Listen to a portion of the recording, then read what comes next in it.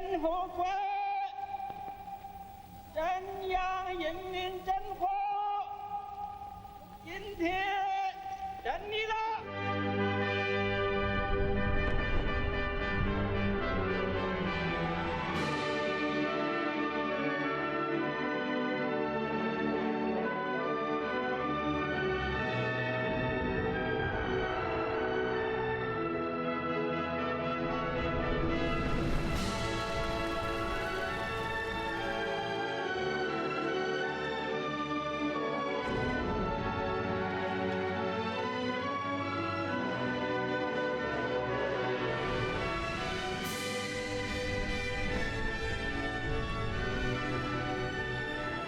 为建设富强、民主、文明、和谐、美丽的社会主义现代化强国努力奋斗。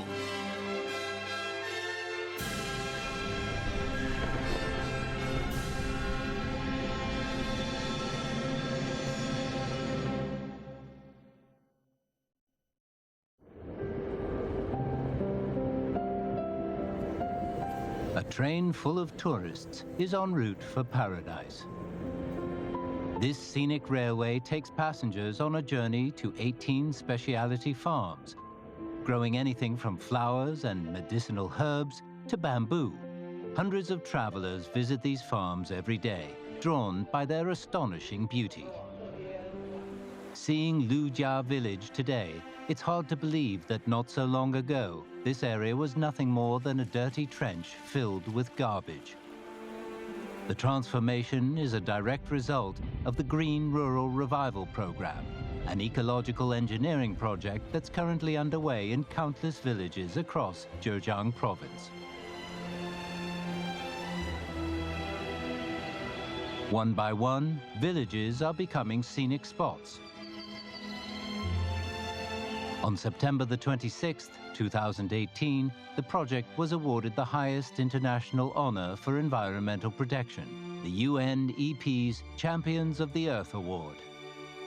今天，习近平主席亲自推动了千村示范、万村整治工程，使我们的村庄变成了一张亮丽的明信片。Protection Bureau Fang Min and citizen of Zhejiang Province, Julie Kim.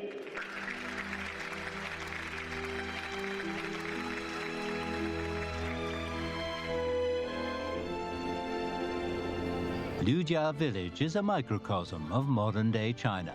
In a country where greenery is considered just as valuable as gold, a symphony of ecological improvement is being played across the country.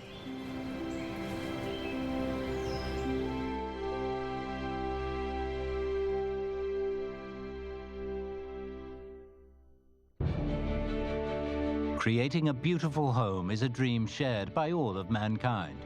Today, the whole world is facing major environmental challenges. For China, establishing an ecological civilization has been identified as a fundamental strategy in achieving sustainable development. Since the launch of the reform and opening up, China has been developing at a breakneck pace. However, along the way, it has accumulated considerable ecological and environmental problems. In 1985, Xi Jinping, who was working in Zhengding, Hebei province at the time, stated, "We'd rather be poor than polluted." In August 2005, Xi became party secretary of Zhejiang province. Subsequently, speaking in Yuzun village, he proposed the development theory of green is gold. In 2012, the 18th CPC National Congress set out a five-pronged strategy for the development of socialism with Chinese characteristics. The focus would be simultaneous development in the areas of culture, society, the economy, politics, and ecological civilization. Later, the fifth plenary session of the 18th CPC Central Committee proposed a new development concept, combining innovation, coordination, green development, opening up, and sharing. This major new approach made ecological progress a critical part of China's comprehensive development strategy. In 2017, the 19th CPC Congress identified 3 major long-term battles that would be fought in China: the prevention of major risks, targeted poverty alleviation, and pollution reduction and prevention. The development of an ecological civilization has a direct bearing on the people's happiness and the future of the nation. Since becoming Communist Party General Secretary, Xi Jinping has made several speeches on the subject of the environment. He has stated on numerous occasions that China's environmental issues have built up in the course of many years. They have not appeared overnight, so no one should sit back and watch the situation worsen. To be a communist, he said, means to take a determined, proactive approach to ending problems. In September 2013, in a speech at Kazakhstan's Nazarbayev University, Xi Jinping shared China's green development ideals with the world. 既要金山银山，又要绿水青山。宁可要绿水青山，不要金山银山，因为绿水青山就是金山银山。 Green is gold is the core concept in all of Xi Jinping's thinking on ecological civilization. It represents a break with the simple idea of a zero-sum game between development and environmental protection. Instead, it paints a positive picture of the integration of development and environmental protection. Pujiang County in Zhejiang Province is 70% hills, 20% waters, and 10% arable land. For many generations, people have lived among these mountains and rivers. Zhang Bijun has spent his entire life in Pujiang. 我们小时候池塘里都能游泳的，我们就在这里游泳，那时候还很多鱼的，基本上我们在这里还跳水，啪跳下去。However, in the 1980s, a new industry, crystal glass polishing, came to Pujiang and everything changed. The local people learned the polishing skills enthusiastically and started earning a lot of money. Zhang Bijun was a bright child and mastered the techniques quickly. By the age of 17, he had already set himself up in business. 一个电动机，一个砂轮，然后就是手拿着磨。 Glass polishing doesn't involve major investment or complex production techniques. Before long, virtually every family was involved in the business. A small town with a population of 400,000 had more than 22,000 crystal glass workshops. 我到18岁到20岁，我那时候都在城里买了房子，然后又买了摩托车，又买了大哥大，等于所有的都有了。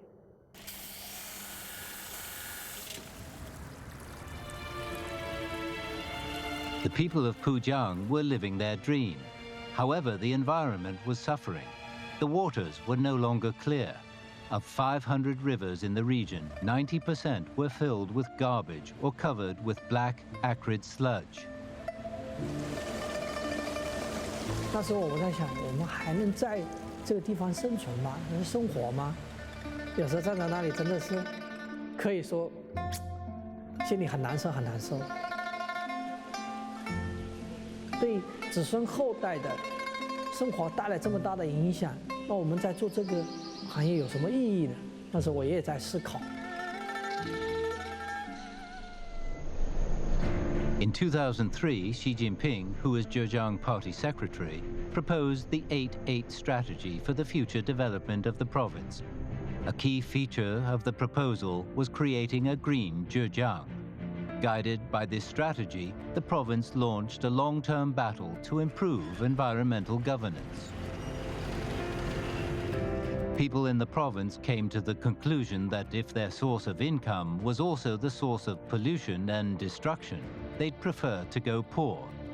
In Pujiang, 20,000 crystal glass factories were closed, 90,000 pieces of equipment were scrapped, and illegal structures covering 5.7 million square meters were torn down.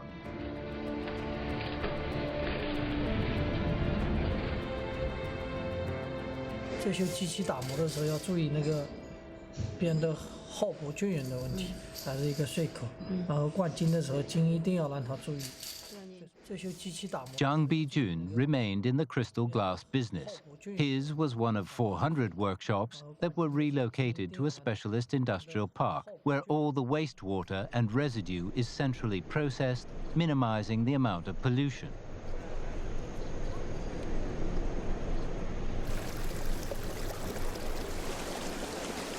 如果你牺牲了环境，带来自己的利益，这个我说白了，我们内心不安。Pujiang was green hills and blue waters once again. People had their beautiful home back. Yet Pujiang's industry was not completely devastated as some had predicted. On the contrary, 2 years after the town began dealing with its pollution problem, although the number of crystal factories had fallen by 90%, total output had actually increased by 24%. The people went from exploiting the mountains to developing with them. By protecting their environment, they are protecting their most important resource. In 2018, President Xi visited Chagan Lake, over 1,000 kilometers away from Pujiang.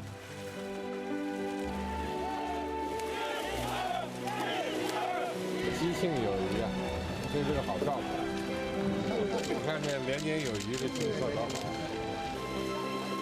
一个是生态，生态好，生态建设，茶干湖有个标志。再一个是旅游啊，我们说这是绿水青山啊，你这冰天雪地，这都是有生态意义的。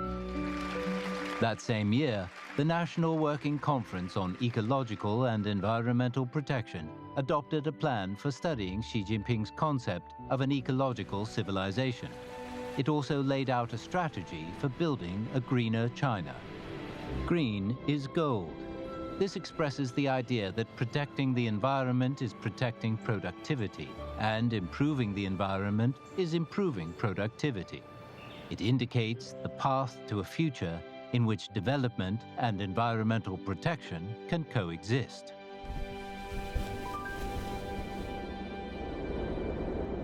Every major city in China lies on a river. Across the country, there are more than 45,000 rivers that each water an area of at least 50 square kilometers. However, in 2013, studies revealed a shocking statistic: that China's 10 biggest waterways were polluted for over half of their combined length. In 2016, the Master of the River scheme was introduced. Under it, every river is assigned a river chief. Of all China's rivers, the one that gives rise to the greatest concern is its mother river, the Yangtze. Its waters have nurtured Chinese civilization for thousands of years. But today it's facing a serious ecological crisis. The Yangtze has become gravely ill. President Xi has visited the river numerous times. He has called for a major effort to protect it and for a ban on large-scale construction along its course. 不是一说这个就是大干快上，上一堆没用的东西，或者是有害的东西。而我们现在是吧？ 当务之急要做的和进一步要防范的，就是一定要把我们母亲河保护好。它已经恶化，要恢复它，而不是再进一步破坏它。 In Taizhou, Jiangsu province, the fishermen living along the Yangtze are waging a campaign to protect fish stocks. Chun Wei lives right by the river. From his grandfather down to him, the family have fished the river here. Hairtails, pufferfish, and hilsa are 3 types of fish the Yangtze is known for. In Wei Chen's father's time, pufferfish numbers began to decline until they finally disappeared. 10 years ago, Chen took over a 3-hectare fish pond. He wanted to try farming pufferfish, using smaller fish and shrimps as feed. His pufferfish have a natural taste and texture, and his farm became a great success. But something was still weighing on his mind. 不希望我们的小孩以后想看河豚鱼、看长江三鹰的时候啊，仅仅在课本上看到。 In the spring of 2019, Chen spent nearly 100,000 yuan purchasing 20,000 young pufferfish, which he released into the Yangtze. It was part of a scheme to restore the river, which he had launched with his parents and other volunteers. The Yangtze's economic belt extends to 110 cities that are home to over 40% of the country's total population and generate 40% of its GDP. These cities also account for over 40% of the country's wastewater discharge. The Yangtze is the source of drinking water for many cities along its banks, so it has a direct impact on the well-being of more than 500 million people. Hand in hand with the development of the economic belt, 11 provinces and municipalities along the Yangtze, working with the relevant government departments, have set up a multi-layered consultation and cooperation framework known as the 1+3 Yangtze Economic Belt Provincial Consultation and Cooperation Mechanism.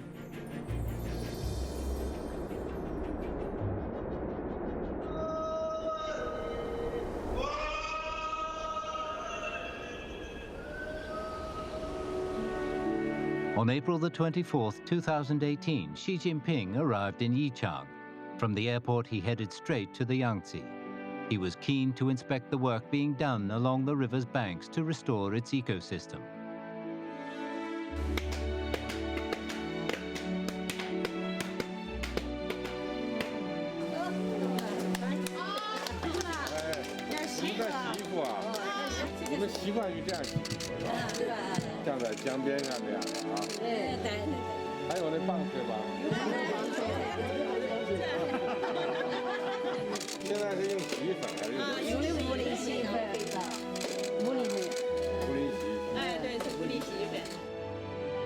The ecosystem may seem like it's permanent, but it can be lost.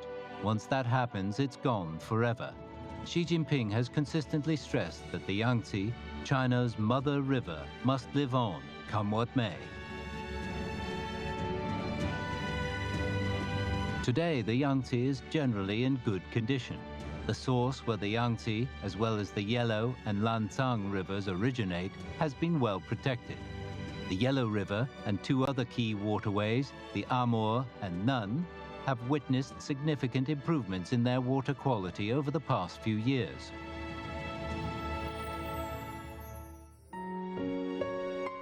Green, the symbol of life, is the basic color on nature's palette. A green environment is especially precious to those living in desert climates where sandstorms are a frequent occurrence.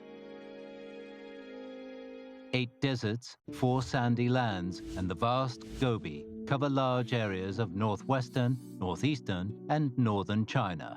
These areas form what is known as the 3 northern sand zones, covering a combined area that's larger than all of China's arable land.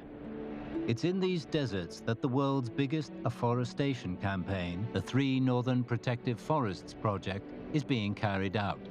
Beginning in 1978, the plan is for over 35 million hectares of forests to be planted in the course of 73 years. Saihanba lies in the northern part of Hebei province, near the southern edge of the Hunshan Dak sandy land. Its name means tall, beautiful hills. At the end of the Qing dynasty, the Mulan hunting ground here was opened up to farming. But within 100 years, the land had become barren, dry, and sandy. In the 1950s, regular sandstorms originating here began threatening Beijing, 180 kilometers to the south. An area that had once acted as a shield had become a danger point in the ecosystem. In September 1962, in order to rectify the situation, 369 young people from all over China came here. Amid frigid temperatures and constant snowstorms, they started creating the Saihanba Forest Farm. 白毛峰啊，我们讲它嗷嗷的一刮的时候，真的出去以后对面看不到人，呼吸都非常的困难。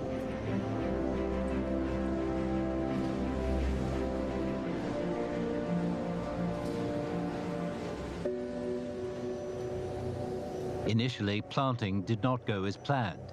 Many of the trees and bushes weren't suited to the extreme environment in Saihanba.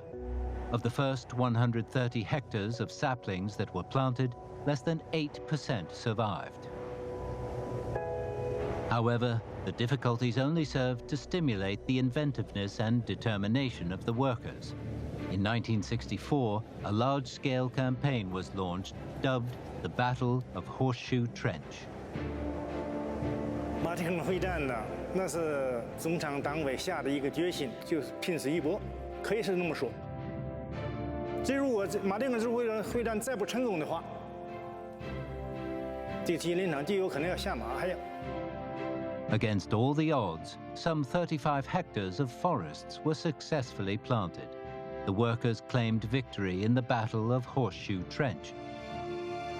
From then on, the afforestation at Saihanba accelerated every year, and the forest steadily expanded. Those youthful university graduates who took part in the original campaign are in their 80s now. They've passed the baton on to the next generation, fighting adversity for the sake of green development. This theme defines the spirit of Saihanba. It is being inherited by a new generation of forestry workers who are working diligently to protect the country's forests and plant more trees.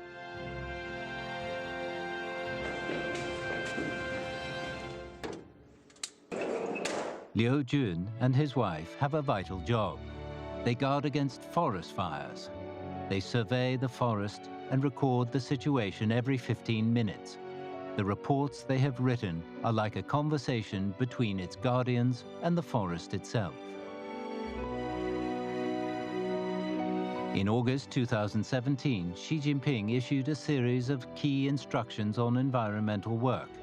He called for the party and society to continue to implement the green development ideals and uphold the Saihanba spirit of continuous hard work. Excellencies, ladies and gentlemen, the 2017 Champion of the Earth for Inspiration and Action in China's Saihanba Afforestation Community.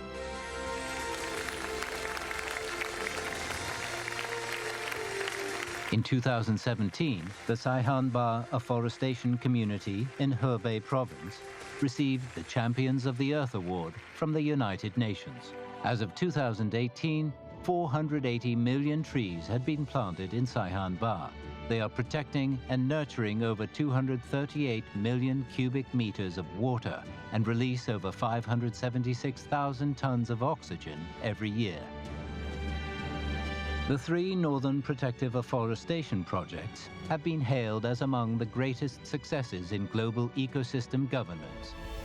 Elsewhere in China, other projects have created more than 30 million hectares of forests and grasslands in the past 20 years. China, by adhering to its commitment to green development, is helping the entire world. In spring 2019, the results were published of a NASA environmental study. From 2000 to 2017, China had been responsible for over a quarter of the new green leaf area created worldwide. This made it the world's biggest contributor to making the Earth greener.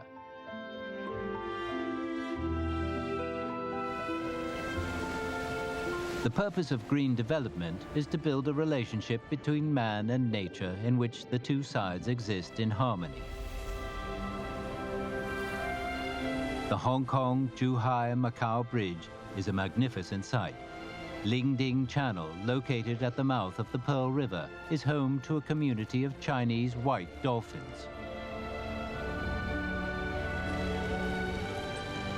After the bridge opened to traffic, a patrol ship on duty in these waters reported a sighting of 5 Chinese white dolphins. The dolphins, they said, swam alongside the ship and leapt into the air. The bridge's builders had made a promise that its construction would not force the dolphins from their natural habitat. That promise has evidently been kept.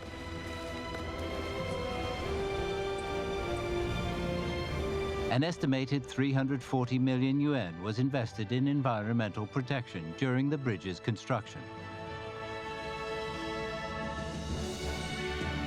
The bridge is a powerful symbol of China's ability to create miracles of engineering.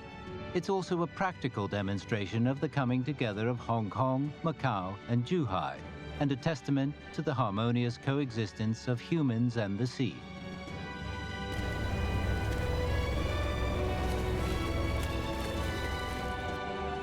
Many of China's cities are rapidly being shrouded in green. The Green Loop Road around Mount Zejin in Nanjing, Shanghai's Huangpu River Green Riverside Promenade, and Wuhan's East Lake Green Path. These are just three of the many green routes that have brought the feel of nature back to China's cities. Today, such routes are the go-to places for people in search of exercise in a natural environment. 因为我家住长江边，带着孩子经常在这个绿树成荫的健康长廊上玩耍呀、锻炼啊，是孩子一天中最放松、最愉悦的时光。空气好啊，觉得很随心啊，而且看一下江水啊，然后这些蓝天白云啊，比在那个室内我觉得好多了。满意度、幸福感非常高，让我对生活在这个城市的幸福指数立马提升了，就是真的是这样的。江边的空气好嘛，这环境好，我就喜欢这个地方。 By the end of 2018, China had constructed over 56,000 kilometers of inner-city green promenades. China's environmental protection revolution has transformed the country's economic and energy structure. The city of Datong in Shanxi province caused an internet sensation by arranging 170,000 solar panels in the shape of a baby panda. The city was praised not only for the cute design, but also for its determination to transition to clean energy. Today, China is the world's biggest solar power user. Also, the total installed capacity of its wind turbines ranks first in the world. By 2020, it is estimated that the use of renewable energy across China will have reduced carbon dioxide emissions by nearly 1.4 billion tons annually. This is the equivalent of replacing 580 million tons of coal with renewable energy sources.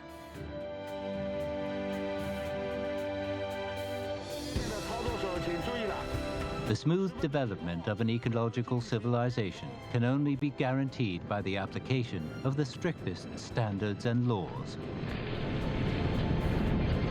The Central Environmental Protection Supervisory Group, with offices in 31 provinces, municipalities, and autonomous regions, has reviewed and passed judgment in cases involving over 10,000 people. The Qilian Mountains act as a shield for the ecosystem in western China. In 1988, the government gave approval for the Qilian Mountains National Natural Preservation Zone to be established. Despite this, the region's ecosystem came under severe strain due to overgrazing, mining, and dam construction.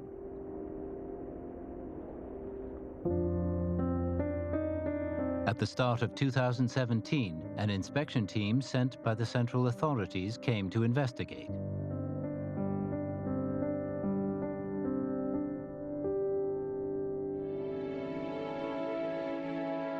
Over the course of a year, 149 herding families were moved from the core area. 117 mining operations were shut down, and 77 mining rights were withdrawn. Of 42 hydroelectric power plants, 10 have already been closed, while the remainder await a review of their water resource use. In this way, the Qilian Mountains' wounds are slowly being healed.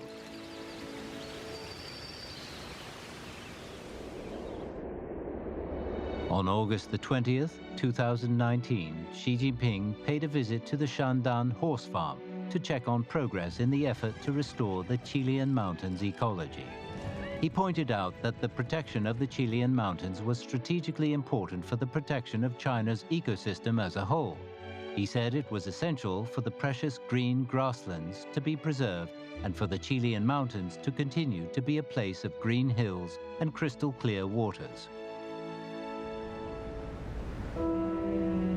People find it hard to forget Beijing's heavy smog. 北京市从27号开始持续被雾霾天气所笼罩。平均能见度小于大雾难以消散，空气质量是一路下滑，空气重污染的红色预警。In 2013, China started to implement a series of air, water, and soil governance action plans. The country had declared war on pollution.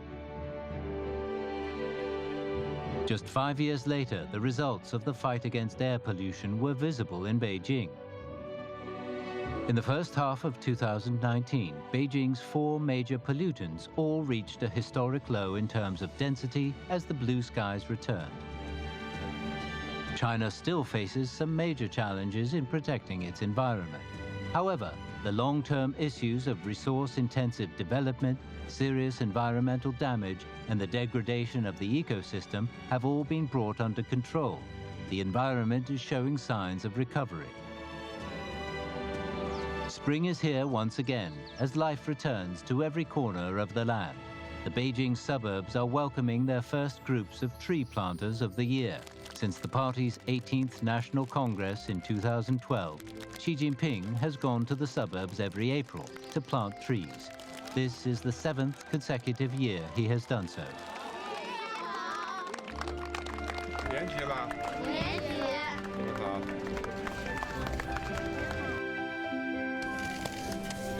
It's not just a sapling that's being planted, but the hope of building an ecological civilization.